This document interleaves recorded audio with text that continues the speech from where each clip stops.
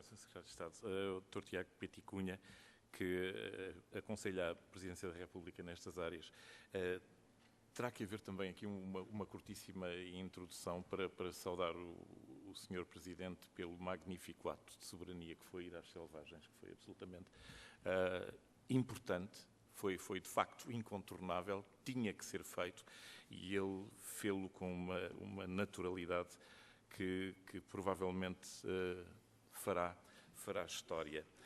Dentro dessa área, e conscientes de um aspecto que não pode haver, dada a nossa dimensão atual e seguramente dimensão futura também, não pode haver uma política europeia de desenvolvimento das zonas atlânticas sem a participação de Portugal. Descreva-nos aquilo que o senhor vai aconselhando que seja feito. Bom, muito obrigado. É uma pergunta difícil. Eu acho que diria, em primeiro lugar, temos de pensar qual é sempre o fim último de toda a nossa ação, de todo este revivalismo dos oceanos, este Ocean Revival que existe em Portugal, para compreendermos porque é que o fazemos. E acho que o objetivo último é melhorar o desenvolvimento sustentável do nosso país. O nosso país necessita muitíssimo de criar novas fontes de riqueza, de criar novos postos de trabalho e de, portanto, proporcionar aos residentes uma forma de estar mais realizada, mais equilibrada. O oceano é, para Portugal hoje, ao fim de 10 anos de reflexões, de relatórios, de planos estratégicos, um ativo estratégico nacional. Não o era há 10 anos atrás. Era um não assunto. Portanto, houve uma evolução. O que é fundamental conseguir-se nos próximos anos, e podemos falar que os próximos anos são 2014-2020, porque não há dúvida nenhuma que o período financeiro que vem agora poderá ser uma mola determinante para operar essa mudança, é passar de um mar que é um ativo estratégico a um mar que é um ativo económico. E, portanto, emprego e financiamento são as duas áreas fundamentais nesta matéria, mesmo para Bruxelas como para Lisboa. Para Bruxelas, porque fala em 7 milhões de empregos a criar até 2020. E aí é fundamental compreender não apenas que há novos usos e recursos do mar que têm de ser apoiados, como a biotecnologia, bem entendido, como as energias renováveis offshore, bem entendido, como o turismo, todas elas referidas na estratégia do crescimento azul e na declaração de Limassol, mas que é fundamental também compreender que a Europa não conseguirá ter um cluster do mar forte se não tiver transportes marítimos fortes e construção naval forte. Por vezes há uma certa tendência de pensar que nós podemos abdicar da construção naval na Europa, e isso é um erro.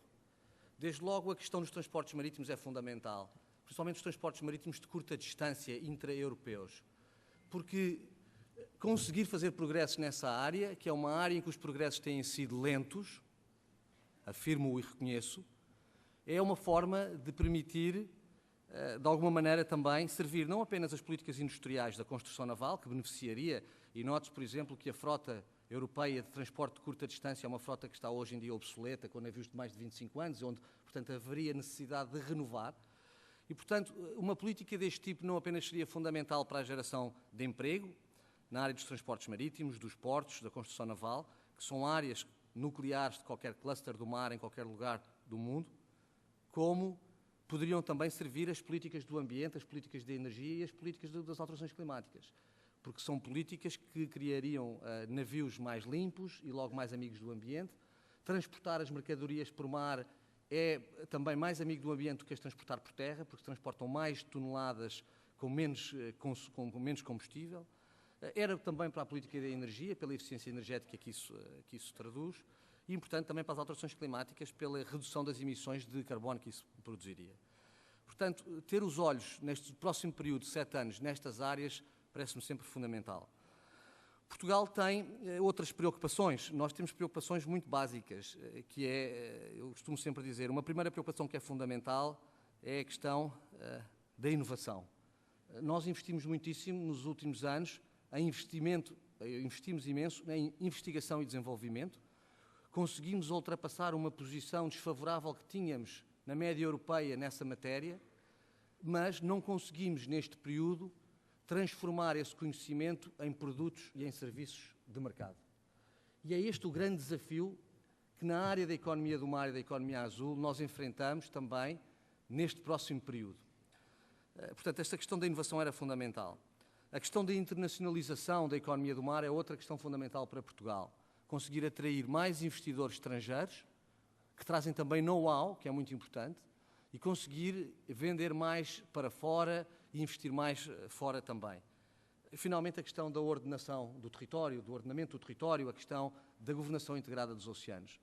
Nós temos falado há uns anos a esta parte, na Europa, nos Estados Unidos, na Austrália, que foi o primeiro país que surgiu com uma política integrada para o mar, numa governação integrada, mas os desafios dessa governação são tão formidáveis que nós ainda não conseguimos chegar a esse patamar.